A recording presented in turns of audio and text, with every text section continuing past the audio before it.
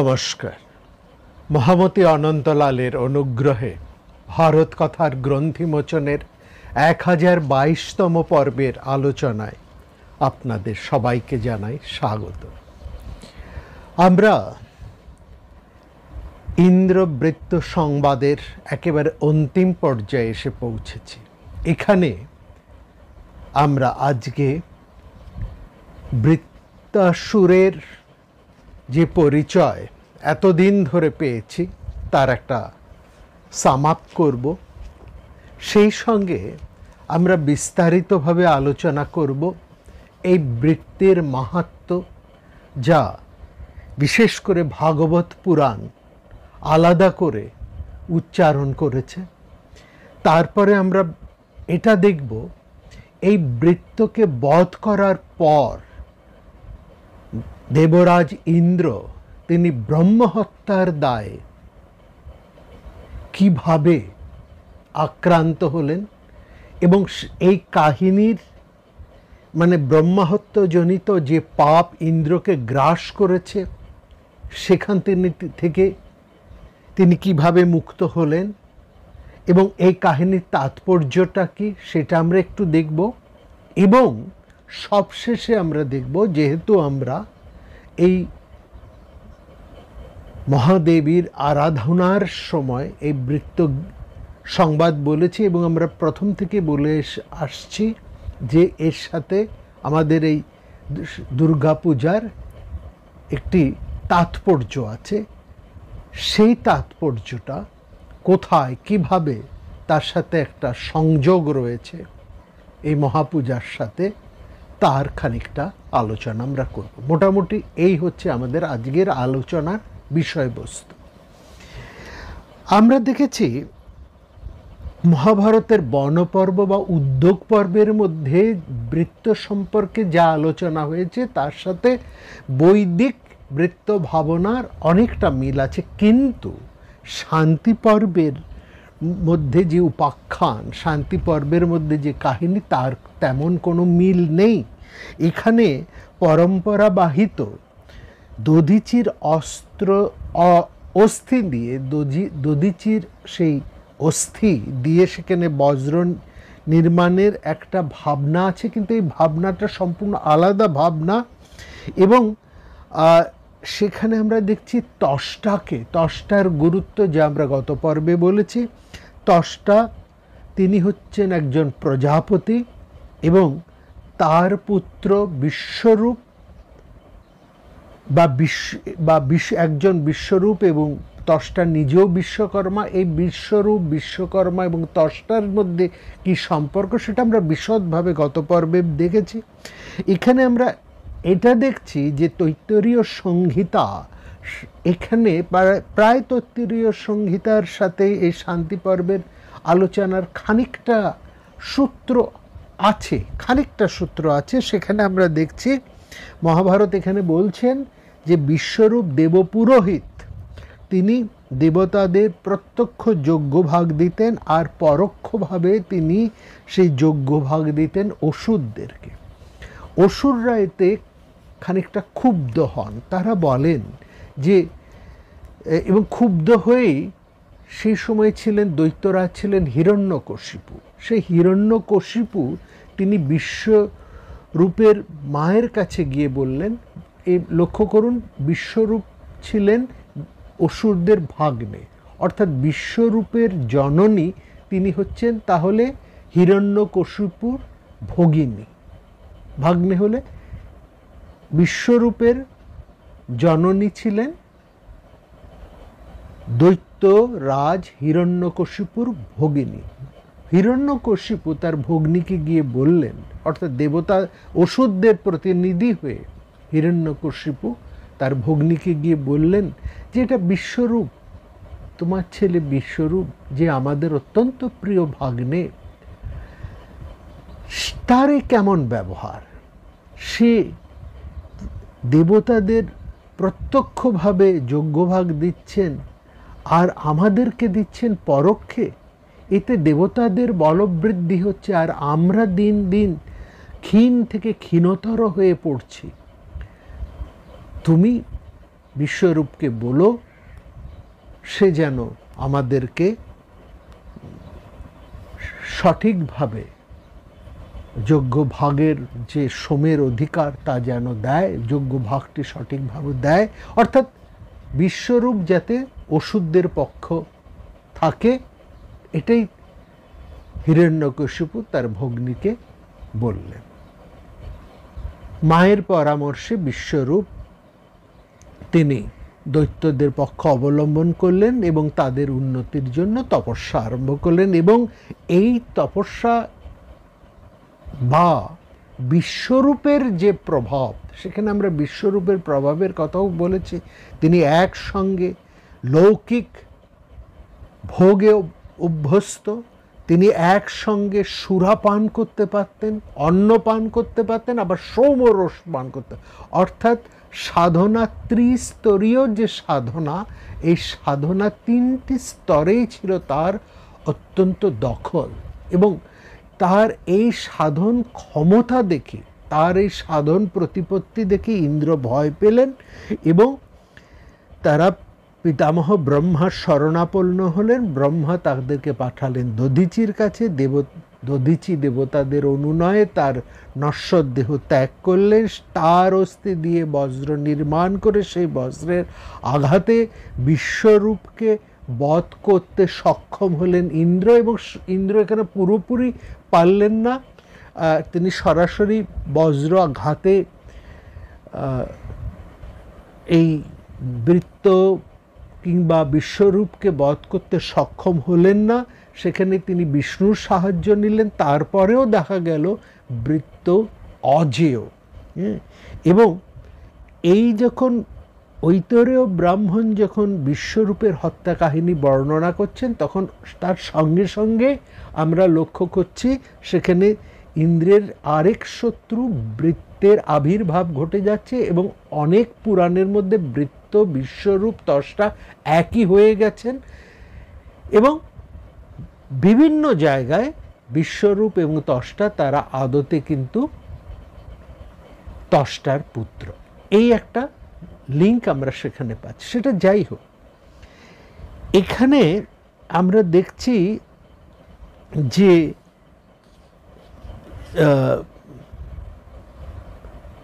ভাগবত পুরাণের মধ্যে সেখানে আমরা দেখছি ঋষিরা, দেবতারা, তারা এসে একদিকে তারা ইন্দ্রকে নির্দেশ দিচ্ছেন বৃত্তের সাথে সন্ধি করতে, ও অন্যদিকে তারা বৃত্তের কাছে এসে বলছেন তুমি ইন্দ্রের সাথে সন্ধি করো। কারণ এই দুয়ের, এই ইন্দ্র এবং বৃত্তের যে সংঘাত চলছে সিংহাসনের অধিকার নিয়ে, তাতে পৃথিবী ক্ষতিগ্রস্ত হচ্ছে এবং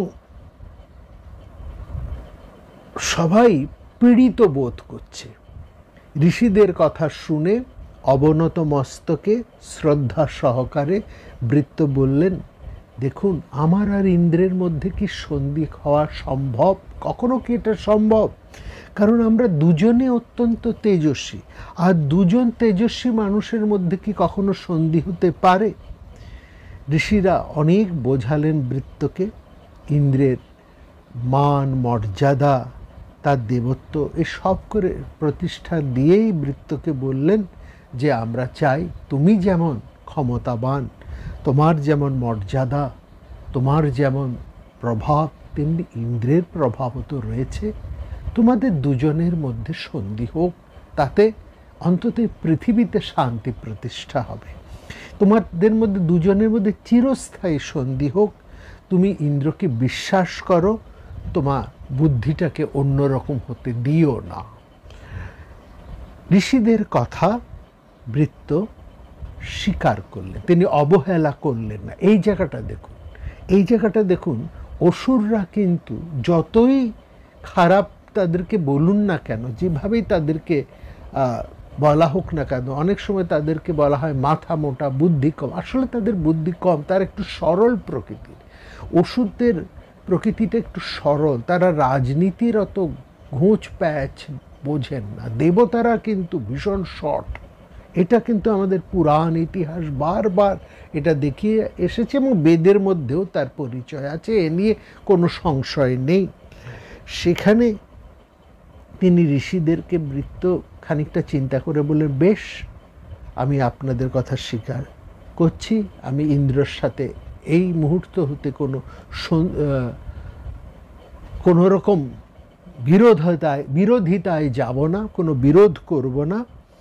তবে একটা জিনিস মনে রাখবেন, শুষ্ক অথবা আর্দ্র বস্তু দিয়ে আমাকে আঘাত করা চলবে না, ইন্দ্র বা অন্যান্য কোনো দেবতাও আমাকে বধ করতে পারবেন না।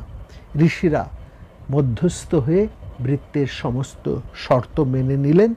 ইন্দ্র এবং বৃত্তের মধ্যে একটা সন্ধি আপাত স্থাপিত হলো।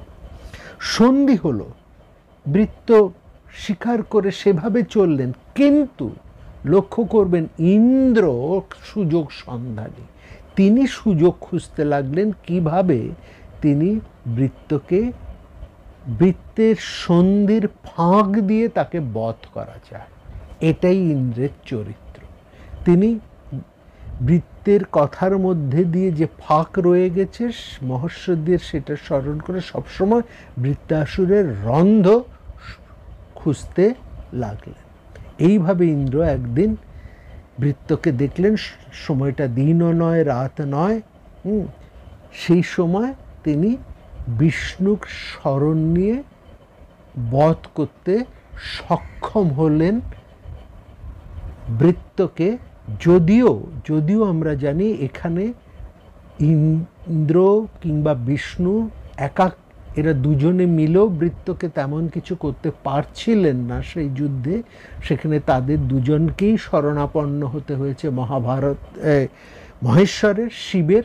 এবং মহাভারত সেই কাহিনী বলেছে, মহেশ্বরের নির্দেশে জ্বর বৃত্তের শরীরকে আক্রান্ত করে বৃত্তকে দুর্বল করেন এবং দুর্বল বৃত্তকে এরা বধ করতে সক্ষম হন। তাহলে এই যে ব্যাপারটা, এবং সেখানে আমরা বৃত্তের বিষ্ণু স্তব এটাও আমরা কিন্তু দেখছি। এবং মহাভারতের মধ্যে আরেকটি জিনিস আছে, সেটি হচ্ছে বৃত্ত গীতা। মহাভারতের এই শান্তি পর্বের মধ্যে আছে, আমরা তার আলোচনা করব। শান্তি পর্বের মধ্যে যে বৃত্ত গীতা আছে তার বিষয়টা কি, তার আলোচ্য বিষয়টা কি, কেন কি বৃত্ত গীতা বলা হচ্ছে, এবং এই বৃত্ত গীতা বৃত্ত এবং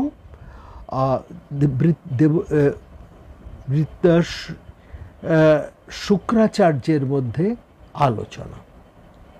সেখানে আমরা দেখছি অসুরাধিপতি বৃত্তাসুর, তিনি দেবরাজ ইন্দ্রের কাছে যুদ্ধে পরাজিত হলে অসুরদের আচার্য শুক্র তার কাছে আসেন, বলেন আপনি আবার সে শক্তি সঞ্চয় করুন, আমি আপনাকে সেই আগের মর্যাদায় ফিরিয়ে দেব।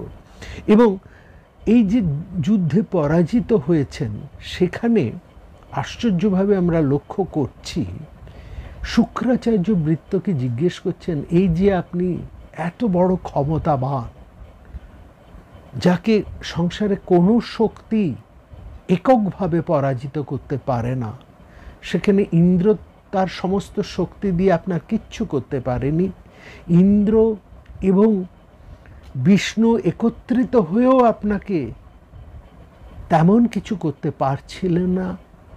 সেখানে মহেশ্বর অর্থাৎ বিষ্ণু, মহেশ্বর এবং ইন্দ্র, এই তিন শক্তি একত্রিত হয়ে আপনাকে পরাজিত করে। এই ব্যাপারে আপনার মনে কোনো কি দুঃখ আছে, কোনো খেদ আছে, এইভাবে যে আপনাকে অন্যায়ভাবে যুদ্ধে পরাজিত করা হলো?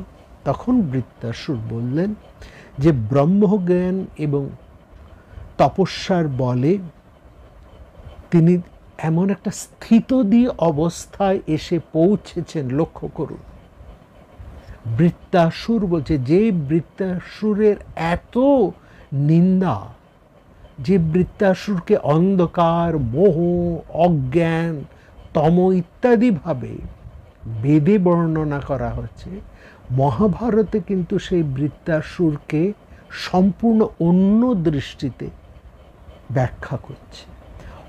এই জায়গাটাই আমরা বারবার গত দুটি পর্ব ধরে বলতে চেয়েছি। অর্থাৎ বেদের মধ্যে সবসময় দেবতাদের সপক্ষে কথা বলা হচ্ছে, এবং দেব বিরোধী যারা দেবদ্বেষী তাদেরকে অসুর, দানব, তাদেরকে অন্যায়ী, অধর্মিক ইত্যাদি বলা হয়েছে। সেটা একটা দিকের বিষয়, একটা দিকের দৃষ্টি। একভাবে সেই বেদের কাহিনী বৈদিক সাহিত্য বর্ণিত হচ্ছে। কিন্তু পুরাণকারেরা, মনে রাখবেন, পুরাণকারেরা কিন্তু ঐতিহাসিক। তখনকার দিনে এই প্রাচীন ইতিহাস হচ্ছে পুরাণ। পুরাণ মানে ইতিহাস, পুরাণও প্রাচীন, প্রাচীন কাহিনী, অর্থাৎ ইতিহাস হচ্ছে পুরাণ। সেই পুরাণকারেরা হচ্ছে ঐতিহাসিক। তারা কিন্তু সেই সময়কার সমস্ত ঘটনাকে এমন এক রৈখিক দৃষ্টিতে তারা দেখেননি। তারা বৈদিক ভাবনার মধ্যে যে তথ্য চলে এসছে তাকে তারা কিন্তু একভাবে গ্রহণ করেন। তারা তার মর্মস্থলে পৌঁছেছেন, এবং যেটাকে আমরা বলি না ছানবিন করে দেখা, সেইভাবে তারা প্রত্যেকটাকে পুঙ্খানুপুঙ্খ পর্যালোচনা করে দেবচরিত্র, অসুর চরিত্র, সেই সময়কার ঘটনা ইত্যাদি সমস্ত কিছুকে বিশ্লেষণ করে তারা তাদের দৃষ্টিতে এই সমস্ত ঘটনাগুলোকে নতুন করে পর্যবেক্ষণ করে নতুনভাবে সেখানে উপস্থাপন করেছে। সেখানেই আমরা দেখছি বৃত্ত কিন্তু আর আবরক বা অন্ধকার মোহনাশক এরকম একটা শক্তি নয়। বৃত্ত এখানে কিন্তু একজন স্থিতদি পুরুষ, আর তার এই স্থিতদি হয়েছেন, সেখানে তিনি নিজেই বলছেন, ব্রহ্মজ্ঞান এবং তপস্যার বলে তিনি এমন একটা স্থিতদি অবস্থায় এসে পৌঁছেছেন যে তার কাছে জয়, পরাজয়, মান, অপমান ইত্যাদি তার কাছে তুচ্ছ হয়ে গেছে। এর ফলে তার মনে আর কোনো রকম দুঃখ ইত্যাদি, কোনো যন্ত্রণা, দুঃখ, অপমান, শোক, এসব কোনো কিছুই তার মনের মধ্যে আর দানা বাঁধে না। তিনি কোনোভাবে উন্নতি অবনতি কোনো কিছুতেই তার মনের মধ্যে কোনো রকম প্রভাব পড়ে না, সেটা তিনি বলছেন। এবং তিনি সেখানে বলছেন যে একমাত্র দৈব বিধানেই প্রাণী বিভিন্ন যোনিতে পরিভ্রমণ করে, এবং তিনি এটা বলছেন, যুদ্ধে তিনি ইন্দ্রকে পরাজিত করবার জন্য তিনিও সেই বৈকুণ্ঠে নারায়ণের কাছে গেছিলেন। নিজের অবশিষ্ট ফল সম্পর্কেও সেখানে তিনি প্রশ্ন করছেন শুক্রাচার্যকে, এবং তিনি সেখানে বলেন, আমি বিস্মিত হয়ে দেখলাম যে আমি কখনোই বিষ্ণুদ্বেষী ছিলাম না, কিন্তু কি কারণে জানি না কেন বিষ্ণু ইন্দ্রকে সমর্থন করেছেন, ইন্দ্রের পক্ষভুক্ত হয়েছেন। এবং তখন শুক্রাচার্য তাকে সনত কুমারের কাছে প্রেরণ করেন, এবং সনত কুমারের কাছে গিয়ে তিনি বিষ্ণু মাহাত্ম্য সম্পর্কে আরও বিস্তারিত জানতে পারেন, এবং সনত কুমার সেই বিষ্ণুর মাহাত্ম্য সবিস্তারে বৃত্তের কাছে বর্ণনা করেন। এবং শান্তি পর্বের মধ্যে দেখছি একাধিক অধ্যায় ধরে সনত কুমার সেই বিষ্ণু মাহাত্ম্য বর্ণনা করছেন বৃত্তকে, এবং যা শুনে বৃত্তের নিজস্ব কর্মফল, তার সঙ্গে তার সুখ দুঃখ বোধ, প্রাণীর জন্মান্তর চক্র সম্পর্কে বৃত্তাসুরের যা কিছু জিজ্ঞাসা সেটা তার দূর হয়েছিল। এই তত্ত্বজ্ঞান লাভ করার পর বৃত্তাসুর বিষ্ণুকে হৃদয়ে ধারণ করে প্রাণ ত্যাগ করেন। এই যে উপদেশ, এই যে সবিস্তার কাহিনী, এটি হচ্ছে বৃত্তগীতার মর্মকথা। এখানে একটা কথা আমরা না বলে পারছি না, সেটা হচ্ছে এই যে বৃত্তগীতার মধ্যে যে কথা উঠে এসছে, বা এই যে বৃত্ত চরিত্র যা আমরা দেখলাম, সেখানে মহাভারত একটা পরিষ্কার কথা বললেন যে বৃত্ত বিষ্ণুদ্বেষী নয়। অন্যান্য পুরাণে আমরা সেখানে দেখছি অসুরেরা অনেকে বিষ্ণুদ্বেষী ছিলেন, কারণ বিষ্ণু সবসময় দেবতাদের পক্ষভুক্ত হয়ে কাজ করেছেন। ফলে স্বভাবতই অসুর দানবেরা তারা বিষ্ণুকে পছন্দ করতেন না। কিন্তু বৃত্ত এমন ধরনের মানুষ ছিলেন না। তবুও বিষ্ণু তার সাথে এরকম কেন ব্যবহার করেছেন, এই একটা প্রশ্ন তার কিন্তু ছিল। যদিও সনত কুমারের সাথে কথাবার্তা বলে তার এই সংশয়, যার যা জিজ্ঞাসা ছিল সেই সংশয় দূর হয়েছিল, এবং সেখানে বিষ্ণু মাহাত্ম্য একটা আমরা দেখতে পাচ্ছি।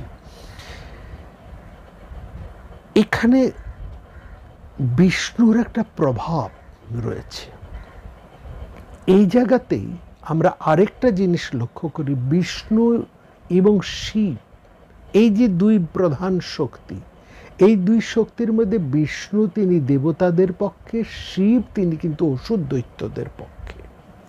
এটা বিশেষ করে সমস্ত দৈত্য অসুরেরা তাদের আরাধ্য দেবতা হচ্ছেন মহেশ্বর বা শিব। অন্যদিকে দেবতাদের মূল আশ্রয় হচ্ছেন বিষ্ণু। বিষ্ণুর মোহিনী মায়ায়, বিষ্ণু তার আপন মোহিনী মায়ায় অসুরদেরকে প্রবঞ্চিত করে দেবতাদেরকে অমৃত দান করেছিলেন। এমনটা বলা হয় যে দৈত্য অসুরেরা যদি অমৃত লাভ করতেন তাহলে তারা সেই পৃথিবীর পক্ষে সেটা ভয়ঙ্কর ক্ষতি হতো। আমাদের একটা সবিনয় প্রশ্ন থাকে, মহাভারতের মধ্যেই এই প্রশ্ন উঠেছে, এটা আমাদের প্রশ্ন নয়, বলা ভালো এটি মহাভারতেরই প্রশ্ন। মহাভারতের মধ্যেই জিজ্ঞাসা করেছেন, আচ্ছা দেবতাদের চরিত্রের কি কোনো পরিবর্তন ঘটেছে কখনো? বরং আমরা উল্টোটা তো দেখি, অসুর দৈত্যদের মধ্যে এমন সমস্ত বিখ্যাত রাজারা আছেন, যেমন সেখানে নমুচি আছেন, যেমন সেখানে প্রহ্লাদ আছেন, যেমন সেখানে বলি আছেন। এদের তপস্যা, এদের উন্নত স্বভাব, এদের ঔদার্য, এদের ক্ষমতা, এদের কাছে তো সুর শক্তি, দেবশক্তি তো একেবারেই যাকে বলে হীন হয়ে দাঁড়ায়। এদের প্রত্যেককেই দেবতারা কোনো না কোনোভাবে, অর্থাৎ বিষ্ণুর কোনো না কোনোভাবে তাদেরকে ছলনা করেছে। তাহলে ছলনা, ষড়তা, সেটা তো দেব স্বভাবের মধ্যেই আমরা লক্ষ্য করছি। অসুররা হচ্ছে একেবারে একটু সরল, একটু মাথা মোটা টাইপের, সেজন্য তারা সহজে ক্রুদ্ধ হন, আবার সহজে শান্ত হন, এবং বারবার তাদেরকে কিন্তু প্রবঞ্চিত করা হয়েছে। এবং সেখানে এই দেবী ভাগবতের মধ্যে আমরা আলোচনা করেছি আপনাদের কাছে, ভবিষ্যতেও আরেকবার হয়তো করব। প্রহ্লাদ তিনি দেবীকে সরাসরি জিজ্ঞেস করছেন, মা আমরা তো তোমারও সন্তান, তাহলে তুমি আমাদেরকে কেন বারবার প্রবঞ্চিত করছো? কেন দেবতাদের পক্ষভুক্ত হয়ে আমার কাছে এসে দাঁড়িয়েছ দেবতাদেরকে সাহায্য করার জন্য? আমাদের কেন বারবার প্রবঞ্চিত করছো? আমাদের কি দোষ? আমরা তো তোমার সন্তান। তুমি সন্তান তো, সব সন্তানই তো মায়ের কাছে একরকম, তাহলে তোমার এরকম কেন ব্যবহার? আমরা সেখানে দেখছি দেবী কিন্তু কিছু বলতে পারছেন না, কোনো উত্তর দিতে পারছেন না, অর্থাৎ তিনি পালাবার পথ খুঁজে পাচ্ছেন না। দেবী ভাগবতের মধ্যে এই কাহিনীটি আছে, আমরা আসবো সেই কাহিনীতে। তো এই জায়গাটাও কিন্তু বিশেষ করে লক্ষ্য করার, এই ব্যাপারটাও কিন্তু পুরাণকারেরা, বিশেষ করে মহাভারত তুলে ধরেছে বারবার নানাভাবে। এবং এইখানে আজকে আমরা এই বৃত্তাসুর এবং দেবরাজ ইন্দ্র সংবাদ নিয়ে যে কাহিনী 3টি পর্ব ধরে বলছে, তার শেষ আমরা উপসংহারটা আনবো। এবং এই উপসংহারে আমরা বলবো বৃত্তাসুর এবং মহিষাসুর এদের মধ্যে কি কোনো সম্পর্ক আছে? কারণ স্বয়ং সেই দেবী, তাকে বলা হয়েছে বৃত্তঘাতিনী, বৃত্ত বিমর্দিনী। যেমন মহিষাসুর মর্দিনী, তেমনি তিনি বৃত্তমর্দিনী, তেমনি তিনি বৃত্তঘাতিনী মহিষাসুর। এবার দেখুন এপি আপতেক কানে তিনি দক্ষিণ ভারত থেকে একটি প্রাচীন পুঁথি উদ্ধার করেন। সেই পুঁথিটি মধ্যে এই বৃত্তাসুর এবং মহিষাসুরের সম্পর্কে সেখানে কিন্তু বেশ কিছু আলোচনা আছে, এবং আমরা সেই আলোচনাটাকে যখন দেখছি, সেখানে আমরা দেখছি যে এই যে মহিষাসুর এবং বৃত্তাসুর, তাদের মধ্যে যেন একটা কোথায় সম্পর্ক রয়েছে। অর্থাৎ যিনি মহিষাসুর তিনি যেন বৃত্তাসুর, খালি তফাৎ হচ্ছেন ওখানে ইন্দ্র আর এখানে স্বয়ং দেবী। এই বিরোধ হচ্ছে, ওখানে বৃত্তাসুরের সাথে যুদ্ধ হচ্ছে ইন্দ্রের, সাহায্য করছেন সমস্ত দেবতারা, ইন্দ্রের পক্ষভুক্ত হয়ে সেখানে ব্রহ্মা আছেন, বিষ্ণু আছেন, মহেশ্বরও আছেন, অন্যান্য দেবতারাও আছেন। আবার কি আশ্চর্যভাবে দেখুন, এখানে যুদ্ধ হচ্ছে মহিষাসুরের সঙ্গে সেই মহাদেবীর, এবং সেখানে মহাদেবী একা, তাকে সাহায্য করছেন সমস্ত দেবতারা। এবং সেখানে মহিষাসুর কিন্তু একটি প্রশ্ন তুলেছেন, সেটা চণ্ডীর মধ্যেই আছে, যে আমি একলা যুদ্ধ করছি আর তুমি সমস্ত দেবতাদের সম্মিলিত শক্তিতে তুমি আমার সাথে যুদ্ধ করছো। তখন দেবী অবশ্য বলছেন, কোথায় অন্য, একাই আমি ছাড়া এই সংসারে আর কোথায়, এরকম একটা ফিলোসফিক, একটা দার্শনিক কথা তিনি বলেছেন। কিন্তু সত্যি করে বলুন তো, দেবী তো একলা নন, তিনি তো সমস্ত দেবতাদের শক্তিভূত একটি, সমস্ত দেবতাদের তেজ সম্ভূতা সেই দেবী শক্তি। অর্থাৎ দেবীর পক্ষে পুরাণকারেরা বলছে সমস্ত দেবতারা এক দেবীকে সাহায্য করছেন, অস্ত্র দিয়ে, তেজ দিয়ে, বীর্য দিয়ে, শক্তি দিয়ে নানাভাবে সেখানে সাহায্য করছেন। এই ঘটনার সাথে বৃত্তাসুর ইন্দ্র ঘটনার একটা মিল আমরা পাচ্ছি, সেই ঘটনায় আমরা আসব। তার আগে যে কাহিনীটি গত পর্বে বলতে বলতে আমরা বলিনি, সেই কাহিনীটি একটু আমরা বলে নিই, তাহলে মিলটা আরেকটু আপনাদের কাছে প্রাঞ্জল হবে, সহজ হবে। আমরা সেখানে দেখছি ইন্দ্র কর্তৃক বৃত্তবধের পর ব্রহ্মা হত্যাজনিত পাপ ইন্দ্রকে গ্রাস করেছে। ইন্দ্র তখন সেই পাপ থেকে মুক্ত হবার জন্য তিনি ছুটে গেলেন ব্রহ্মার কাছে, বললেন আপনি আমাকে রক্ষা করুন। এবং মহাভারত খুব পরিষ্কার করে সেখানে বলছেন, সাবে নিষ্ক্রম্য রাজেন্দ্র তাদ দৃগ্রূপা ভয়াবহা বজ্রিং মৃগয়া মাস তদা ভারত সত্যম। বলছে সে ভয়াবহ ব্রহ্মা হত্যাজনিত একটি, ব্রহ্মা হত্যার পাপ, সেই রকম একটা পাপ যেন বৃত্তের শরীর থেকে নির্গত হয়ে ইন্দ্রের অন্বেষণ, ইন্দ্রের খোঁজ করতে লাগলেন। বজ্রিণং মৃগয়া মাস, মৃগয়া শব্দের অর্থ যেমন হরিণ, মৃগয়া শব্দের অর্থ অন্বেষণ, খোঁজা, খোঁজা অর্থেও হচ্ছে মৃগয়া। রাজারা যে মৃগয়া করতে যেতেন, তা এটা ভাববেন না যে তারা শুধু হরিণ মারতে যেতেন, হরিণের খোঁজ করতে যেতেন, নট দ্যাট। তারা অনেক কিছুর খোঁজ করতে যেতেন। তাদের সেই অন্বেষণের মধ্যে অন্য রাজ্যের, অন্য পররাষ্ট্রের রাজ্য, পররাষ্ট্রের ধনসম্পদ, সুন্দরী কন্যা এবং অবশ্যই হরিণ ইত্যাদি তো থাকতই। হরিণটা এখানে গৌণ, বনের পশুটা হচ্ছে গৌণ, মূল হচ্ছে তার পররাষ্ট্রের সম্পদ, পররাষ্ট্রের ভূমি এবং সুন্দরী কন্যা। এই যে অন্বেষণ, এটা ছিল, সেই জন্যে এই মৃগয়াকে বলা হয়েছে ক্ষত্রিয় ব্যাসন, আসক্ত। তারা আসক্ত হতেন জমিতে, সম্পদে, রমণীতে, ক্ষমতায় এবং বনের পশুতে। এইটা ছিল মৃগয়া বাসন। এই ব্যাসন নিয়ে আমরা অন্য অন্য পর্বে দীর্ঘ আলোচনা করেছি। তো সেখানে দেখছেন যে সেই বৃত্তের শরীর থেকে ব্রহ্মা হত্যাজনিত পাপ বেরিয়ে এসে একেবারে সরাসরি বৃত্তের শরীর থেকে নির্গত হয়ে ইন্দ্রের অন্বেষণ করতে লাগলেন। ইন্দ্রকে খুঁজে, ইন্দ্রকে পেয়ে সেই ব্রহ্মা হত্যাজনিত পাপ ইন্দ্রকে গ্রাস করল। ইন্দ্র তখন একেবারে ব্যাকুল হয়ে, অবসাদগ্রস্ত হয়ে ব্রহ্মার কাছে এসে পড়লেন যে আপনি আমাকে রক্ষা করুন।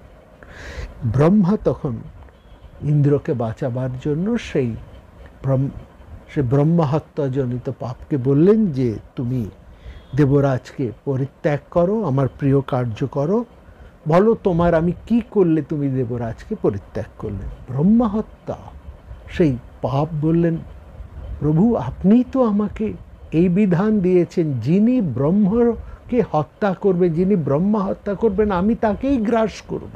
সেই পাপ বললেন আপনি তো আমাকে এই বিধানই দিয়েছেন, এইভাবেই তো আপনি আমাকে সৃষ্টি করেছেন, যে বা যারা ব্রহ্মা হত্যা করবে আমি তাকেই গ্রাস করব, আমি তার শরীরেই আশ্রয় করে থাকবো, এই আমার নিবাস তো আপনি এভাবেই নির্দিষ্ট করে দিয়েছেন। তাহলে আমরা এটা বুঝতে পারছি যে পরবর্তী অন্য ভাগবত পুরাণ বা মহাভারত যেমন বৃত্তকে ব্রহ্মর্ষি বলেছেন, বৃত্ত গীতার মধ্যে দিয়েও যে তার সেই পরিচয়, তার স্থিতদির পরিচয় আমরা পাচ্ছি, ঠিক এইখানেও মহাভারত আরও পরিষ্কার করে শান্তি পর্বের মধ্যে এটাও দেখিয়ে দিচ্ছেন যে বৃত্তকে অন্যায়ভাবে বধ করেছেন ইন্দ্র এবং এই পাপ ইন্দ্রকে গ্রাস করেছে। তখন ইন্দ্রকে রক্ষা করার জন্য ব্রহ্মা বললেন যে ঠিক আছে, আমি তোমার আলাদা বাসস্থান ঠিক করে দিচ্ছি, তুমি ইন্দ্রকে ত্যাগ করো। এই যে কাহিনীটি আসছে, এই কাহিনীর কিছু অন্য তাৎপর্য আছে। মহাভারত এই সমস্ত কাহিনীর সঙ্গে সঙ্গে আর একটা অন্য দৃষ্টান্তও আমাদের সামনে তুলে ধরে। সেখানে কিছুটা আমরা যেটাকে বলবো যে এই আলোচনার বা এই বিষয়ের মধ্যে দিয়ে আমরা সেখানে বেশ কিছু মহাভারতের মানে কনজারভেশন, মানে প্রকৃতি সংরক্ষণ, প্রকৃতিকে রক্ষা, বিশ্ব সৃষ্টিকে রক্ষা, পরিবেশ রক্ষা, এই ভাবনা এবং মনুষ্যত্বের এই সমস্ত কি করা উচিত, এইটাও কিন্তু পাশাপাশি একই সঙ্গে বলে চলে। এটা মহাভারতের একটা বিশেষত্ব। একটা বড় কাহিনীর সঙ্গে সঙ্গে এই ভাবনাটাও একই সঙ্গে প্রবাহিত হয় মহাভারতের কাহিনীর মধ্যে দিয়ে। যেখানে মহাভারত এই বৃত্তের সংবাদ জানাচ্ছেন, তাকে ব্রহ্মর্ষি পর্যায়ে উন্নীত করে এই ইন্দ্রবৃত্ত সংবাদ পরিবেশন করছেন শান্তি পর্বের মধ্যে, সঙ্গে পাশাপাশি পরিবেশ ভাবনা এবং মানুষের মান উন্নয়নের ভাবনার কথাও কিন্তু একই সঙ্গে বলে চলেছে। এই কাহিনীটি হচ্ছে তারই পরিচয়। এবং সেখানে তখন ব্রহ্মা বললেন, দেখো আমি তোমার আলাদা বাসস্থান ঠিক করে দিচ্ছি, তুমি ইন্দ্রকে ত্যাগ করো। তখন ইন্দ্র ব্রহ্মহত্যাজনিত পাপ থেকে মুক্ত হয়ে গেলেন। এবার ব্রহ্মা বলছেন, তাহলে তিনি প্রথমেই ডাকলেন যে অগ্নিকে স্মরণ করলেন। ব্রহ্মা তখন অগ্নিকে বললেন যে দেখো আমি এই ব্রহ্মা হত্যাজনিত পাপকে 4 ভাগে ভাগ করছি, তুমি তার 1 ভাগকে গ্রহণ করো। অগ্নি বললেন আমি চিরশুদ্ধ, আপনার অভিপ্রায় অনুসারে, আপনার নির্দেশে আমি চিরশুদ্ধ, আমার মধ্যে ব্রহ্মা হত্যাজনিত পাপ কি করে আশ্রয় নিতে পারে? এটা আপনি কি বলছেন? বরং যারা অশুদ্ধ তারা আমার শরণ নিয়ে শুদ্ধ হয়, সেখানে ব্রহ্মা হত্যাজনিত পাপ আমার মধ্যে কিভাবে আশ্রয় নিতে পারে? ব্রহ্মা তখন বললেন, দেখো তোমাকে 1/4 দায় গ্রহণ করতেই হবে। কিভাবে? বলছেন ইন্দ্রের মুক্তির জন্য এইটুকু তোমাকে স্বীকার করতেই হবে, তবে এই পাপ তোমার মধ্যে থাকবে না, তোমাকে উপলক্ষ করে যারা এই ধরনের কাজ করবে তারা এই পাপে লিপ্ত হবে।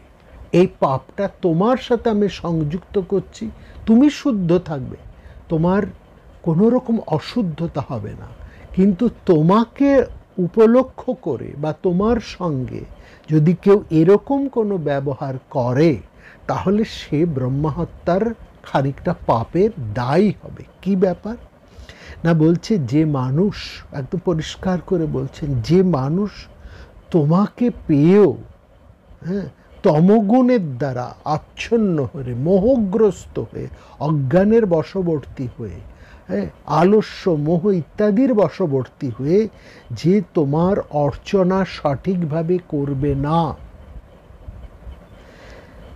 এই ব্রহ্মহত্যা তাকেই গ্রাস করবে। তো এই হচ্ছে, তোমাকে উপলক্ষ করে এই ব্রহ্মহত্যা পাপ তাকেই গ্রাস করবে। কি ব্যাপার সেখানে খুব পরিষ্কার করে ব্রহ্মা বলছেন, যস্তং জলদ্দ মাসদ্দ স্বয়ং বৈ মানব কচ্চিত, মানব কচ্চিত বীজৌরৌষিধর সর্বণ্যে না যক্ষতি তমবৃত। বলছেন যে মানুষ তোমার মতন উজ্জ্বল তেজিয়ানের সংস্পর্শে এসেও তমগুণাচ্ছন্ন হয়ে থাকবে, এই জায়গাটা বোঝো।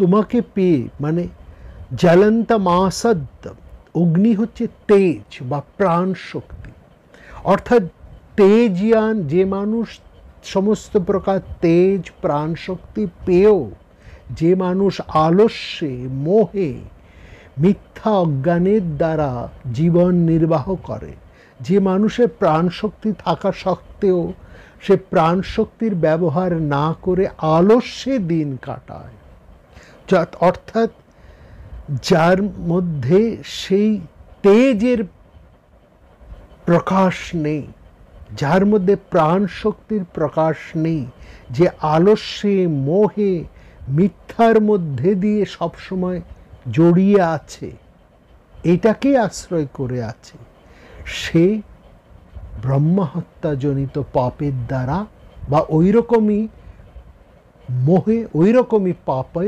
সে আসক্ত হবে। অর্থাৎ মূল কথাটা হচ্ছে, যে মানুষ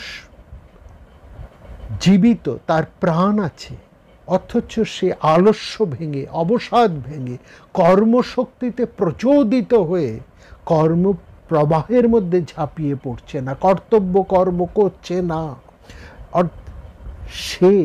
সে বলছে সে কি দুটো জিনিসকে সে নষ্ট করে, এই সংসারে দুটো জিনিসকে নষ্ট করে, বীজ এবং ঔষধি। বীজৌর ঔষধি সর্বণ্যে, মানে এই তেজ, এই যে প্রাণ শক্তি, দুটো জিনিসকে, সংসারের ধারাকে, দুটো শক্তির ধারাকে প্রাণ শক্তি বা তেজ এগিয়ে নিয়ে যায়। একটা হচ্ছে বীজ আর অন্যটি হচ্ছে ঔষধি। এই দুটো জিনিসকে বুঝুন। বীজ শব্দের অর্থ হচ্ছে সৃষ্টির মূল, উদ্যম, সক্রিয়তা, এই হচ্ছে বীজ, যার ফলে এই সৃষ্টির ধারা অক্ষুণ্ণ হয়। এই সৃষ্টির ধারা বলতে কেবল সন্তান উৎপাদন এটা বলছে না, এটা তো একটা আছে, বংশরক্ষার ব্যাপার তো একটা আছেই, তার সঙ্গে আরও বলছে যার মধ্যে উদ্যম নেই, কর্তব্য কর্ম যে সম্পাদন করে না, যে এই সৃষ্টির ধারায় কর্মশক্তির মধ্যে যে যোগদান করে না, যে আলস্যে দিন কাটায়, যে কর্তব্য কর্ম করে না, সেই ব্রহ্মহত্যার মতন পাপে অভিযুক্ত। এইটা হচ্ছে এক। আর ঔষধি মানে প্রাণ রক্ষা। ঔষধি শব্দের অর্থই হচ্ছে প্রাণ রক্ষা, মঙ্গল কর্ম, হিতকর্ম সাধন। যে মানুষ, যার সর্বপ্রকার শক্তি আছে, ক্ষমতা আছে, অথচ সে প্রাণ রক্ষা করে না, কোনো রকম হিতকর্মে যে নিজেকে ব্যাপৃত করেনি, যুক্ত করেনি, সে ব্রহ্মহত্যার মতনই পাপে অভিযুক্ত। অর্থাৎ যে মোহগ্রস্ত, যে আলস্য, যে অবসাদগ্রস্ত, তার অবস্থাটা হচ্ছে ওই ব্রহ্মহত্যার মতনই পাপী। বলছে এই সংসারে পাপী বলে কেউ নেই। পাপ হচ্ছে, মহাভারত বলছে পাপ হচ্ছে যে হিতকর্ম করে না, যে কর্তব্য কর্ম করে না, যার মধ্যে উদ্যম নেই, যার মধ্যে উৎসাহ নেই, যার মধ্যে প্রাণ শক্তির প্রকাশ নেই, সেই পাপী। মহাভারতের এই যুক্তিটা ভীষণ গুরুত্বপূর্ণ। এটি হচ্ছে প্রথম। তারপরে তিনি আহ্বান করলেন, তারপরে তিনি বৃক্ষলতা তরুলতাদেরকে আহ্বান করলেন এবং আহ্বান করে বলছেন যে তোমরা তোমাদের সাথে তোমরা এই ব্রহ্মহত্যার 4 ভাগের আরেক ভাগ গ্রহণ করো। তো বৃক্ষলতারা বলছেন আপনারা তো আপনার ইয়েতেই দেখুন আমরা প্রায় অর্ধেক মরে রয়েছি, মানে কিভাবে আমরা তো কিভাবে আবার নতুন করে ব্রহ্মহত্যাকে এই পাপকে গ্রহণ করব। আমরা তো এমনি মানুষ আমাদের সঙ্গে যা তা ভাবে ব্যবহার করে যাচ্ছে। হ্যাঁ, আমাদেরকে শীত গ্রীষ্ম বৃষ্টি এবং মানুষ নানাভাবে আমাদেরকে ছেদ করে ডালপালা কেটে ভেঙে চুরে যা তা করে যাচ্ছে। তখন ব্রহ্মা বললেন সেই দেখো যারা এই সংসারে যে মানুষ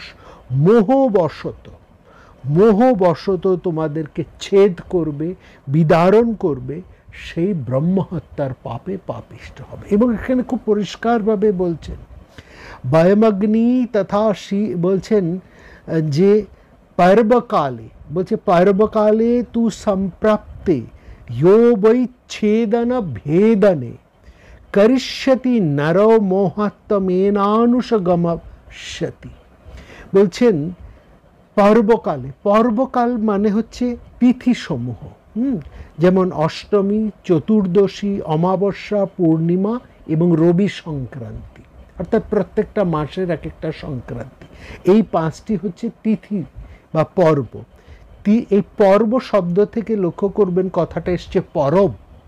পর্ব শব্দ থেকে পরব কথাটা এসছে, যার থেকে আমাদের এই পরব বা অনুষ্ঠানগুলো আসে, অর্থাৎ সেই পর্ব। এবং এই পর্বগুলো হয় আমাদের বিভিন্ন তিথিকে ধরে না। বৈদিক সময়েও কিন্তু এই পরব বা তিথির গুরুত্ব ছিল। সেখানে পূর্ণিমা এবং অমাবস্যায় যে যাগ করা হতো, পূর্ণিমায় যে যজ্ঞ হতো সেটাকে বলা হতো পৌর্ণমাসী যজ্ঞ, আর অমাবস্যায় যে যজ্ঞ হতো সেটাকে বলছে দর্শ যজ্ঞ। হ্যাঁ, এই অর্থাৎ তিথির একটা গুরুত্ব আছে সমস্ত কিছু। এই যে দুর্গাপূজা আসছে সেখানেও দেখুন এই তিথির একটা গুরুত্ব রয়েছে। সপ্তমী, অষ্টমী, নবমী, ষষ্ঠী থেকে আরম্ভ করে প্রত্যেকটা তিথির একটা, বা একাদশী থেকে দশমী বা তার পরের আবার সেই প্রত্যেকটা তিথির একটা ভীষণ গুরুত্ব আছে এবং তিথি সন্ধিক্ষণেরও সেখানে একটা বিরাট মাহাত্ম্য এবং গুরুত্ব রয়েছে। সুতরাং এইটাই হচ্ছে পর্বকাল।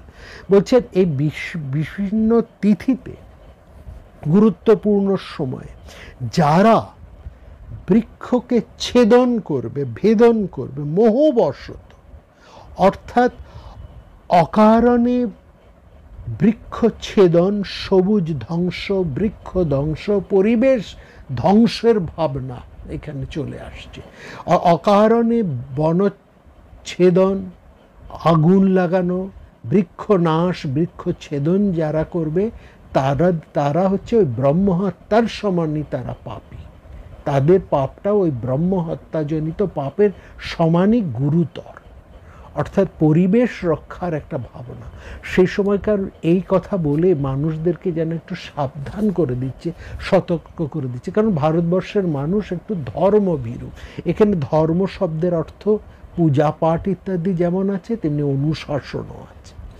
এই অনুশাসনটা দেওয়া হলো যে কারণে অকারণে তোমরা বৃক্ষ ধ্বংস করো না, সবুজ ধ্বংস করো না, পরিবেশ নষ্ট করো না। যদি করো তাহলে তোমরা ব্রহ্মহত্যাজনিত পাপে লিপ্ত হবে। এই হচ্ছে দ্বিতীয়। তৃতীয়টা বলছে যে যারা বলছেন যে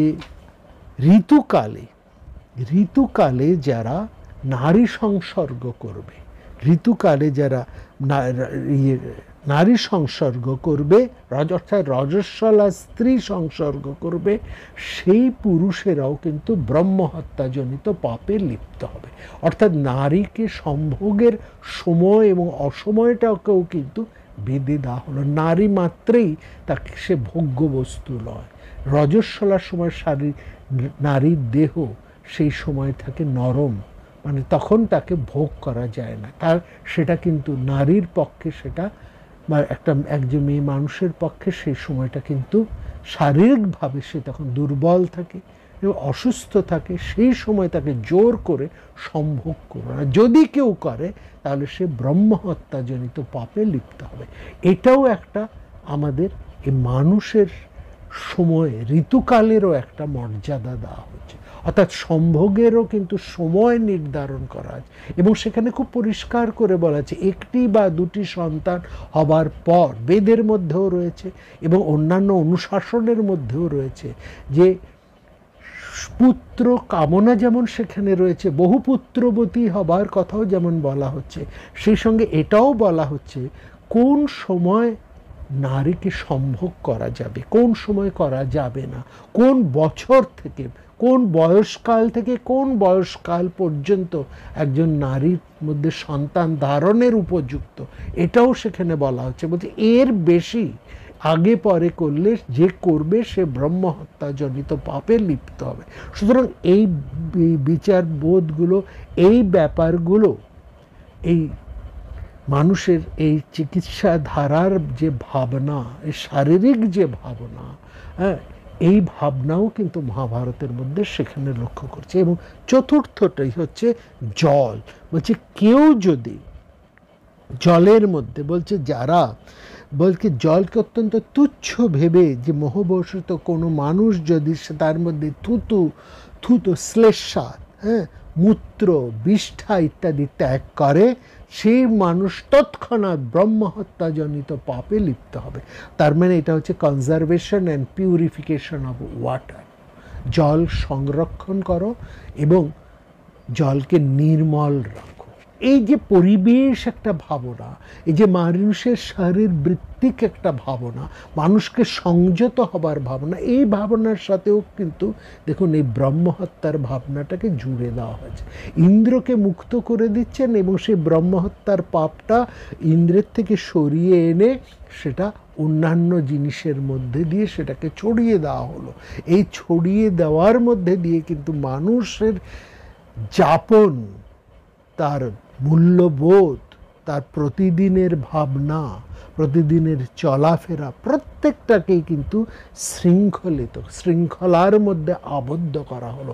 এইখানে ধর্ম অর্থে শৃঙ্খলা, নিয়মানুবর্তিতা, এবং ধর্ম অর্থেও কিন্তু এখানে পরিবেশ ভাবনার মধ্যেও আমরা এখানে বিশেষ করে লক্ষ্য করছি। এই যে কথাগুলো বলা হচ্ছে, বলছে যারা এই জিনিসটি, এইগুলো যে মানবে না সেই মানুষকে মনুষ্য পদবাচ্য বলা যাবে না। এবং বলছেন যারা এই ইন্দ্রোপাখ্যান, ইন্দ্রবৃত্তের উপাখ্যান যারা স্মরণ করবেন তারা কখনোই কিন্তু পাপে লিপ্ত হবেন না। অর্থাৎ ইন্দ্র যে পাপে লিপ্ত হয়েছে এটা মহাভারত বলছে। রাজা বলে, দেবরাজ বলে তাকে ছাড় দিচ্ছে না মহাভারত। বলছে তুমি দেবরাজ হতে পারো, সিংহাসন অধিকার করেছো, কিন্তু এই অধিকারের মধ্যে তোমার পাপ আছে। এবং ভালো করে দেখুন সেখানে পরোক্ষে বিষ্ণুর যত প্রশংসাই হোক না কেন, বিষ্ণুর যে ভূমিকা সেটারও সমালোচনা করা হচ্ছে মহাভারতে। এবং সেখানে মহেশ্বরেরও যেটুকু ন্যূনতা রয়েছে সেটাও কিন্তু এখানে তুলে ধরা হয়েছে। অর্থাৎ দৈত্য অসুর বলে তাদেরকে, অর্থাৎ দেব বিরোধী বা দেব প্রতিপক্ষ দল বলে তাদেরকে কিন্তু অবহেলা করেনি মহাভারত। সেখানে পুরাণকারেরা ঘটনার প্রকৃত তাৎপর্যটা তুলে এনেছে। শেষ করব আমরা এই জায়গাটিকে নিয়ে, যে কথা আমরা বলছিলাম বৃত্তাসুর এবং মহিষাসুরের মধ্যে একটা সম্বন্ধ রয়েছে। এই সম্বন্ধটি আমরা দেখছি যে দক্ষিণ ভারতের একটি প্রাচীন পুঁথির মধ্যে এই সম্বন্ধটিকে খুব বিস্তারিতভাবে আলোচনা করা হয়েছে। সেই জায়গা বলবার আগে আমাদেরকে একটু মহিষাসুরের কথা বলতে হবে। মহিষাসুর হচ্ছেন, তার সম্পর্কে নানান কাহিনী আছে। তিনি সেখানে স্কন্দ পুরাণ এর মধ্যে যে কাহিনী আমরা পাচ্ছি সেখানে বলা হচ্ছে মহিষাসুর একজন সুদর্শন যুবক হিসেবে তিনি ছিলেন। মহিষাসুর আদতে ছিলেন একজন অত্যন্ত সুদর্শন দৈহিক শক্তির অধিকারী একজন পুরুষ, এবং তিনি দৈত্য হিরণাক্ষের পুত্র। সেখানে স্কন্দ পুরাণে মহিষাসুর হচ্ছেন দৈত্য হিরণাক্ষের পুত্র। বাল্যকাল থেকে তিনি মহিষ ছিল তার বাহন। একবার গঙ্গার নদীর তীরে মহিষ বাহনে চড়ে, মহিষের পিঠে চড়ে তিনি শিকারে বের হয়েছেন। ঠিক সেই সময় মহর্ষি দুর্বাসা নদীর তীরে বসে ধ্যান করছিলেন। সেই ধ্যান করছেন আর সেই মহিষের পিঠে করে যাচ্ছেন মহিষাসুর। সেইখানে দুর্বাসাও দেখতে পাননি ঠিকভাবে, মহিষটিও দেখতে পাননি। মহিষের পায়ের খুরের আঘাতে দুর্বাসার দেহে আঘাত লাগে। দুর্বাসা অত্যন্ত শর্ট টেম্পার্ড ঋষি, তিনি সঙ্গে সঙ্গে গঙ্গার পবিত্র জল হাতে নিয়ে ধনুতনয় সেই সুদর্শন হিরণাক্ষের পুত্রকে অভিশাপ দেন যে তুমি বিশাল মহিষ দেহ লাভ করবে। দুর্বাসার অভিশাপে ধনুতনয় তিনি চিরতরে মহিষ রূপ লাভ করলেন। নিরুপায় মহিষাসুর তখন বিপদ থেকে রক্ষা পাবার জন্য, তার একটা প্রকাণ্ড মহিষের মতন শরীর হয়ে গেছে, রক্ষা পাবার জন্য তিনি তার দৈত্যগুরু শুক্রাচার্যের কাছে গেলেন। বলেন, প্রভু আমাকে রক্ষা করুন, এই আমার কোনো দোষ নেই, আমার বাহনে আমি মহিষে করে যাচ্ছিলাম, মহিষ খেয়াল করতে পারেনি, মহিষের পা দুর্বাসার গায়ে লেগে গেছেন, তাই তিনি একটু আঘাত প্রাপ্ত হয়েছেন এবং তিনি আমাকে ক্রুদ্ধ হয়ে অভিশাপ দিয়ে আমার আজকে এই অবস্থা। শুক্রাচার্য তখন বলছেন যে তুমি শিবের শরণ নাও, মহাবেশ্বরের শরণ নাও, হাটকেশ্বর ক্ষেত্রে যাও, সেখানে মহাদেবের আরাধনা করো। সেইখানে গিয়ে মহিষাসুর শ্রী মহাদেবের তপস্যা আরম্ভ করলেন। তখন মহাদেব বললেন, দেখো দুর্বাসা আমার বড় ভক্ত, আমি তার পুরোপুরি অভিশাপকে আমি কাটাতে পারবো না, তবে তুমি যতক্ষণ এই মহিষের রূপে থাকবে ততক্ষণ তুমি অবদ্ধ হবে। হ্যাঁ, এইটুকু বর আমি তোমাকে দিতে পারি, এবং একজন ছাড়া তোমাকে এই সংসারে আর কেউ বধ করতে পারবে না। অনেক ভেবেচিন্তে মহিষাসুর বলে, ঠিক আছে, এই সংসারে আমি একমাত্র স্ত্রীলোক ভিন্ন অন্য কোনো প্রাণীর দ্বারা আমি অবদ্ধ থাকব। শিব বললেন, তথাস্তু। এই সঙ্গে মহিষাসুর এও প্রার্থনা করলেন, যেখানে আমি আপনার এই দর্শন পেলাম, এই ক্ষেত্রে যারা এসে সাধনা করবে, যারা এখানে এই পুণ্য কুণ্ডে যারা অবগাহন করবেন, তাদের এই তীর্থ দর্শন করে, এই তীর্থ সলিলে অবগাহন করে তাদের যাবতীয় পাপ ও ব্যাধি যেন দূর হয়ে যায়। মহাদেব বললেন, তথাস্তু। এখানে আরেকটি কাহিনী আমরা পাই বরাহ পুরাণ। এটা গেল স্কন্দ পুরাণের কাহিনী। বরাহ পুরাণে আবার একটা ভিন্ন কাহিনী আছে। সেখানে মহিষাসুরের একটা অন্য কাহিনী পাই। বিপ্রচিত্তির কন্যা হচ্ছেন, জ্যেষ্ঠা কন্যা হচ্ছেন মাহিষ্মতি। এই মাহিষ্মতির সাথে একটা তপবনে, মানে পিতার অত্যন্ত আদরের কন্যা মাহিষ্মতি, এই মাহিষ্মতি তিনি একদিন এক মুনির আশ্রমে গিয়ে তিনি মুনিদেরকে ভয় দেখাবার জন্য, অল্প বয়স, তারপরে পিতার অত্যন্ত আদুরে, অনেকটা স্পয়েল চাইল্ড ধরনের, তিনি ওই মুনিদেরকে ওই মহিষের রূপ ধারণ করে একটা মুখোশ পরে ভয় দেখাতে গেছে। ঋষিরা প্রথমে, ঋষি অশ্বর, বিখ্যাত ঋষি হচ্ছেন অশ্বর, তিনি প্রথমে ভয় পেয়েও তিনি বুঝতে পারলেন যে আসলে এরা মহিষের মুখোশ পরে আমাদেরকে ভয় দেখাতে চায়, এবং রোষ ভরে তিনি শাপ দিলেন যে তুমি মহিষী হয়ে থাকো, অর্থাৎ মহিষী এত রূপ ধারণ করো। মাহিষ্মতি ক্ষমা প্রার্থনা করলে ঋষি বললেন যে ঠিক আছে, একমাত্র তুমি সন্তান প্রসব করার পরে তোমার মুক্তি হবে। তো এরপরে সেই মাহিষ্মতির সাথে বিবাহ হয় সুপার্শ্ব, ঋষি সুপার্শ্বের পুত্র সিন্ধুদ্বীপের। দেখুন এই জায়গাটা বুঝুন, তখনকার দিনে ঋষিরাদের সাথে এই যেমন দেবতাদের একটা সম্বন্ধ ছিল, ঋষিদের সাথে মানুষদের যেমন নরর একটা সম্বন্ধ ছিল, ঋষিদের সাথে ওষুধ দৈত্যদেরও সম্বন্ধ ছিল। অর্থাৎ বিবাহাদি সম্বন্ধ কিন্তু চলতো।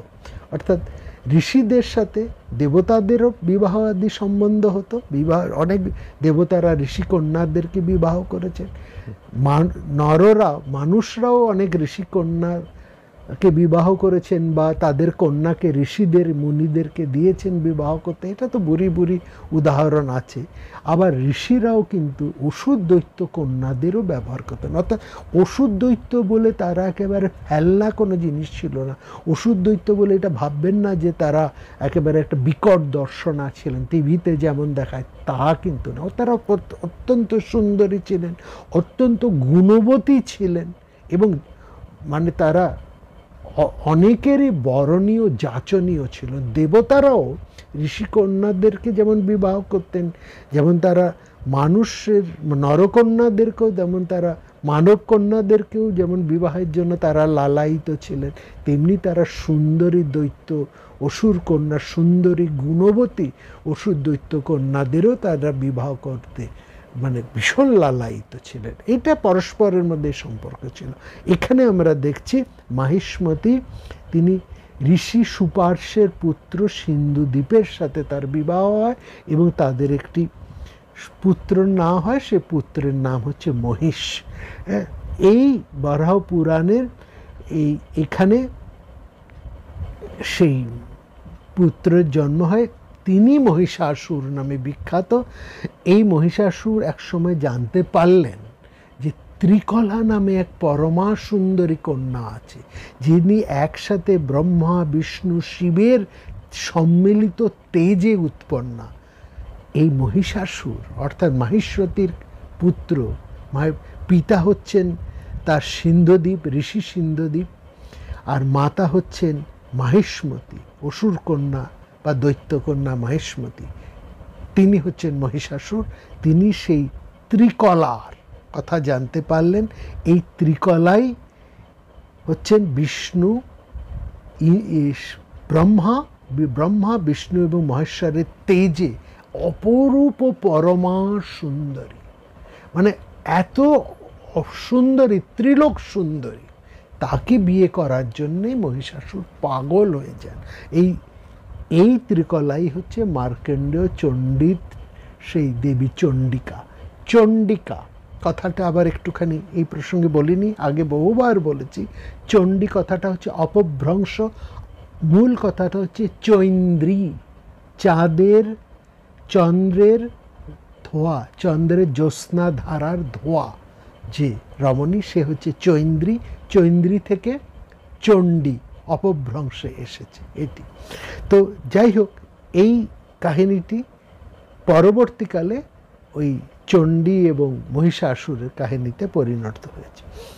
এবং সেখানে মহাভারতের বনপর্বের মধ্যে মহিষাসুরের জন্ম বৃত্তান্ত নেই, কিন্তু সেখানে মহিষাসুর ব্রহ্মার বরে অত্যন্ত তেজিয়ান হয়ে উঠেছেন এই কাহিনী আছেন, এবং তার সাথে যুদ্ধ হয়েছে স্কন্দ অর্থাৎ দেব সেনাপতি স্কন্দ কার্তিকেয়ের সাথে দেবাসুরের যে সম্পর্ক, যুদ্ধ হয়েছিল, সেখানে মহিষাসুরের প্রচণ্ড লড়াই, সেই কাহিনী আমরা দেখছি। এবং কার্তিক সেখানে অস্ত্র নিক্ষেপ করে মহিষাসুরের মস্তক ছিন্ন করে। এই একটা সময় আরেকটি আমরা স্কন্দ পুরাণের মাহেশ্বর খণ্ডে বা কুমারিকা খণ্ডের মধ্যে আমরা দেখছি আরেকটি কাহিনী আছে। সেখানে মহিষাসুরের সাথে বিষ্ণুর একটা যুদ্ধ হয়, কিন্তু সেখানে বিষ্ণু মহিষাসুরকে বধ করতে পারেননি, কারণ মহিষাসুর ব্রহ্মার বরে সমস্ত পুরুষের অবদ্ধ ছিলেন, একমাত্র এক নারী শক্তির দ্বারাই তিনি হাতে বদ্ধ হবেন। এইখানে সেই সবচাইতে মূল কারণটা আসে বামন পুরাণের মধ্যে, এবং পরবর্তীকালে দেবী চণ্ডীর মধ্যে বামন পুরাণে বা শিবপুরাণে যেটি পায় সেটি হচ্ছে বিখ্যাত আমাদের এই চণ্ডীর উপাখ্যান। সেখানে আমরা দেখছি মহিষাসুর তিনি হচ্ছেন দিতির কন্যা, দিতি কন্যার পুত্র। কাহিনীটা একটু সংক্ষেপে বলি।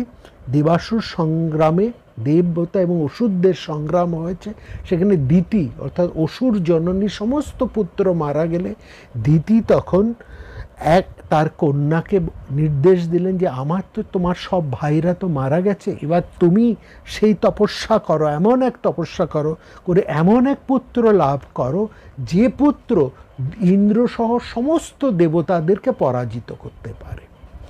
বনে গিয়ে সেই দিতি কন্যা কঠোরভাবে তপস্যা আরম্ভ করেন।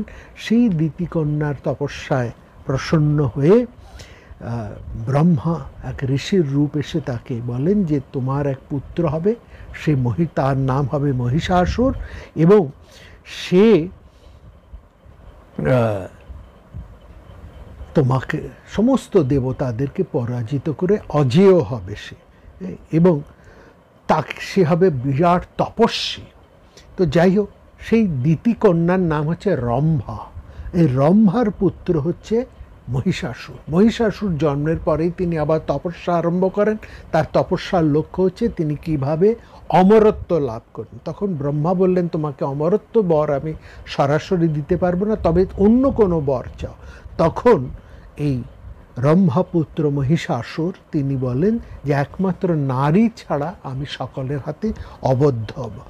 সেই ক্ষেত্রে আমরা দেখছি দেবী চণ্ডিকার সাথে তার ভয়ঙ্কর যুদ্ধ হয়, এবং এই দেবী চণ্ডিকা সমস্ত দেবতাদের তেজে, সমস্ত দেবতাদের দেহ হতে উৎপন্ন যে তেজ, সেই তেজে মিশ্রিত একটা প্রচণ্ড শক্তি থেকে এই চণ্ডিকার জন্ম, এবং সেখান থেকে নারী মুক্তির সৃষ্টি, এবং সমস্ত দেবতাদের প্রভাবে সেই নারী মূর্তির সমস্ত অঙ্গ প্রত্যঙ্গের সৃষ্টি হয়, এবং তারা তাদেরকে বিভিন্ন অস্ত্রে বিভিন্ন শক্তিতে শক্তি সমন্বিত করেন, এবং সেই চণ্ডিকা দেবতাদের শক্তিতে উদ্ভূত তিনি কাত্যায়নের আশ্রমে আবির্ভূত হন। যেহেতু তিনি কাত্যায়নের আশ্রমে আবির্ভূত হয়েছেন, সেই জন্য তার আরেক নাম হচ্ছে কাত্যায়নী। চণ্ডিকার সাথে মহিষাসুরের যুদ্ধ আরম্ভ হয়, এবং সেই বিশাল যুদ্ধ, সেই যুদ্ধের কাহিনী চণ্ডীর মধ্যে আছেন, আপনারাও জানেন, তার মধ্যে আমরা যাব না। এই যে আমরা যে পুঁথিটির কথা আমরা বললাম, যেখানে আমরা বৃত্তাসুরের সাথে একটা সম্পর্ক পাচ্ছি মহিষাসুরের, সেটা এই পুঁথিটির মধ্যে বিশদভাবে বর্ণনা করা আছে। মিলটা একেবারে সরাসরি আমরা সেখানে চলে আসি। সেখানে বলা হচ্ছে দেবীর হাতে যখন সেই মহিষাসুর বধ হলেন, দেবী যখন সম্মিলিত শক্তির দ্বারা প্রচণ্ডভাবে সেই মহিষাসুরকে বধ করতে সমর্থ হলেন, তখন এই কাহিনীটি এই পুঁথির মধ্যে রয়েছে, এবং স্কন্দ পুরাণের মধ্যেও তার কাছে কিছুটা ইঙ্গিত আছে। স্কন্দ পুরাণেও ইঙ্গিত আছে, এবং এই দক্ষিণ ভারতের প্রাপ্ত এই পুঁথির মধ্যে বিস্তারিতভাবে রয়েছে। সেখানে বলা হচ্ছে মহিষাসুর পরম শিবভক্ত।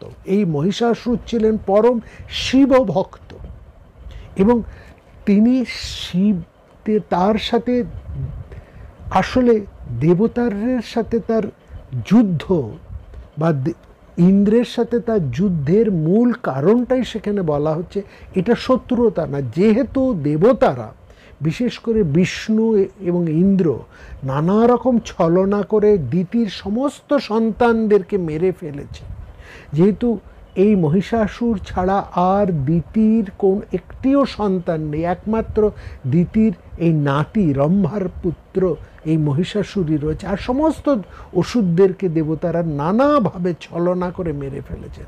পরবর্তী সময়ে এই রম্ভাপুত্র এই মহিষাসুর ক্ষমতাপ্রাপ্ত হন। তিনি নিজের তপস্যায় তিনি সেই দেবলোককে জয় করেন, এবং দেবলোককে জয় করেন তিনি তার প্রতিশোধ নেবার জন্য। যেভাবে এই দেবতারা বিষ্ণু শক্তির দ্বারা শক্তিমান হয়ে সমস্ত অসুর দৈত্যদের একেবারে শেষ করেছেন, তার প্রতিশোধ নেবার জন্যেই কিন্তু এই যুদ্ধযাত্রা। এবং এই যুদ্ধযাত্রার একমাত্র লক্ষ্য হচ্ছে ইন্দ্র, তাকে সরিয়ে সে আসন দখল করেন মহিষাসুর। এবং এখানে মহিষাসুর বা সেই যে তিনি কিন্তু তার সমস্ত পাত্রমিত্রকে নিয়ে তিনি সুন্দরভাবে সেই স্বর্গমর্ত পাতাল তিনি শাসন করছেন। ইন্দ্র স্বর্গভ্রষ্ট হয়ে তিনি সেই কিভাবে এই মহিষাসুরকে বধ করা যায় তার উপায় খুঁজতে খুঁজতে এই দেবতারা এই উপায়টি পেলেন। একমাত্র অবদ্ধ হচ্ছেন এক নারী শক্তির কাছে। তখন সমস্ত দেবতাদের তেজে সম্মিলিত এই চণ্ডীকে বধ করেন। এইবার হচ্ছে ব্যাপারটা, যেহেতু মহিষাসুর শিবভক্ত এবং শক্তিমান, একেবারে বৃত্তের মতনই তার অবস্থান। বৃত্তের যেমন পপুলারিটি, মহিষাসুরেরও তাই। বা এখানে আমরা যদি চণ্ডকেও ধরি, সে একই রকম ব্যাপারটা রয়েছে। যখন দেখা গেল দেবী দুর্গা, সেই মহাদেবী মহাশক্তি, তিনি যখন মহিষাসুরকে বধ করলেন, সেই মুহূর্তে মানে সেই মহিষের মাথাটা হচ্ছে মহিষাসুরের মতো, সেই মাথাটাকে তিনি যে মুহূর্তে কর্তন করলেন, সেই মাথা থেকে শিবমূর্তি বেরিয়ে এলো। অর্থাৎ দেবী ভয় পেলেন, এ কি করলাম আমি, একটা শিবলিঙ্গ উৎপন্ন। এই দৃশ্য দেখে দেবীর মধ্যে সেই অনুশোচনা হলো। অনুশোচনা শব্দটা দেখুন, একেবারে সেই অনুশোচনা হলো, যে অনুশোচনা আমরা এই ইন্দ্রবৃত্ত সংবাদের মধ্যে ইন্দ্রের মধ্যে হতে দেখেছি। বৃত্তকে বধ করার পরে ইন্দ্রের মধ্যে একটা ভয়ঙ্করতম অনুশোচনা হলো, যে অনুশোচনাকে ব্রহ্ম হত্যাজনিত পাপের সাথে তুলনা করা হচ্ছে। সেই একই ধরনের অনুশোচনা দেবীর মধ্যেও সৃষ্টি হলো। দেবীর অনুশোচনা হলো যে তিনি একজন পরম শিবভক্তকে বধ করে ফেলেছেন দেবতাদের দ্বারা প্ররোচিত হয়ে। তিনি বললেন, এ কাজ আমি কি করলাম? দেবতাদের দ্বারা প্ররোচিত হয়ে আমি এরকম একটা অন্যায় কর্ম করে ফেললাম। এই পাপ, এ তো এক মহাপাপ। এই পাপ আমাকে গ্রাস করছে। দেখুন, মিলে যাচ্ছে ইন্দ্রবৃত্তাসুরের কাহিনী আর এইখানের কাহিনী একেবারে মিলে যাচ্ছে। মাহেশ্বর খণ্ড অরুণাচলের যে থেকেও আমরা এই পুঁথি পেয়েছি, মাহেশ্বর খণ্ড স্কন্দ পুরাণের অরুণাচল থেকে এটি আমরা পেয়েছি। অর্থাৎ সেইখানে এবং এই দক্ষিণ ভারত থেকে প্রাপ্ত, সেখানেও আমরা দেখছি সেই বিরাট আদ্যাশক্তি পরমাশক্তি, তার মধ্যেও অনুশোচনা হচ্ছে। তিনি ভাবছেন যে এই একটা মহাপাপ, এই পাপ থেকে আমি কিভাবে রক্ষা পাবো। ঠিক একই রকম ইন্দ্র যেমন সেই পাপ থেকে রক্ষা পাওয়ার জন্য ব্রহ্মার কাছে এসে তিনি বলছেন, আপনি আমাকে পাপ থেকে, অনুশোচনা থেকে উদ্ধার করুন। দেবী সেখানে এসেছেন মহর্ষি গৌতমের আশ্রমে। মহর্ষি গৌতমের শরণাপন্না হলেন। মহর্ষি গৌতম তাকে প্রবোধ দিয়ে বললেন যে এই যে আপনি যেটা মহিষাসুরকে বধ করেছেন, এর জন্য আপনার কোনো পাপ স্পর্শ করতে পারে না, কারণ এটা দৈব নির্দেশিত। যাই হোক, অন্য কোনোভাবে মহর্ষি গৌতম দেবীকে এই অবসাদ থেকে, এই অনুশোচনা থেকে, এই পাপ থেকে মুক্ত করছেন এবং ঋষিদের অভিশাপে এই অসুর মহিষরূপ ধারণ করেছেন। এই মহিষাসুরকেই দেবী বধ করেছেন। কথাটা আমাদের তা নয়, এর অন্যান্য ব্যাখ্যা, দেবী এই মহিষাসুরের বিভিন্ন ব্যাখ্যা, চণ্ডীর তত্ত্ব ইত্যাদি আমরা তো সবাই জানি। কিন্তু মজার ব্যাপার হলো, পুরাণকারেরা এমন ব্যাখ্যাও তো রেখেছেন, এমন দৃষ্টান্তও তো তারা কোথাও না কোথাও রেখেছেন, যেটা কিন্তু আমাদেরকে একটু ভাবায়। ইন্দ্র মতন শক্তি, তিনি বৃত্তকে বধ করে ব্রহ্ম হত্যাজনিত পাপে তিনি লিপ্ত হয়েছেন। ব্রহ্মহত্যা পাপ তাকে গ্রাস করেছে। সেটার থেকে যাই হোক তিনি মুক্ত হলেন এবং এই মুক্তের মধ্যে দিয়েও আমরা একটা অন্যতর অপূর্ব ভাবনা, পরিবেশ রক্ষার ভাবনা পেলাম। ঠিক একই রকমের ব্যাপারটাও আমরা দেখছি দেবী দুর্গা, তিনি মহিষাসুরকে বধ করে তিনিও কিন্তু অনুশোচনাগ্রস্ত হলেন এবং তিনি বললেন, এটা আমার মহাপাপ। এই পাপ থেকে রক্ষা পাবার জন্য তিনি মহর্ষি গৌতমের আশ্রয় নিয়েছিলেন। এই জায়গাটায় আমরা একটা মিল পাচ্ছি। অর্থাৎ বৃত্ত বা মহিষাসুর, তাদেরকে অন্য যে কোনোভাবেই আমরা ব্যাখ্যা করি না কেন, প্রচলিত যে সমস্ত ব্যাখ্যা রয়েছে চণ্ডীতে, অন্যান্য বৈদিক সাহিত্যে যে ব্যাখ্যা আমরা জানি, তার এক অন্যতর কাহিনীও কিন্তু পুরাণের মধ্যে রয়েছে। আমরা শুধু এই দিকটা বলছি, এই দিকটাও কিন্তু একটু ভেবে দেখার, যে দেববিদ্বেষী বলেই বৃত্ত কিংবা মহিষাসুর তাদেরকে একেবারেই অন্যরকম বলে ভাবার কোনো কারণ নেই। সেখানে অর্থাৎ দেবতারাও যে সবসময় ঠিক কাজ করেছেন, ইন্দ্র যে একেবারে ধোয়া তুলসী পাতা, তা কিন্তু নয়। অর্থাৎ আমরা এটা দেখছি, রাষ্ট্রশক্তি পরিচালনা করতে গিয়ে ইন্দ্র তো ক্ষত্রিয় পুরুষ, এবং দেবী দুর্গা এখানে যে যুদ্ধ করছেন তিনিও ক্ষত্র তেজ, সমন্বতা, ব্রহ্ম তেজ এবং ক্ষত্র তেজে মিশ্রিত এক মহাশক্তি। তারাও কিন্তু মাঝে মাঝে তাদের মধ্যে এরকম একটা ভাবনা চলে আসছে। এই যে ভাবনার জায়গাটা পুরাণ আমাদের কাছে তুলে দিচ্ছে, সেটা একটা উন্নতর মেসেজ কিন্তু আমাদের কাছে রাখছে। এটা হচ্ছে এই ক্ষত্র পুরুষরা সাবধান, তোমরা রাষ্ট্রশক্তি যাদের উপরে ন্যস্ত, তারা কিন্তু মাঝে মাঝে অন্যায় হয়ে যায়, তারাও অন্যায় করে ফেলে।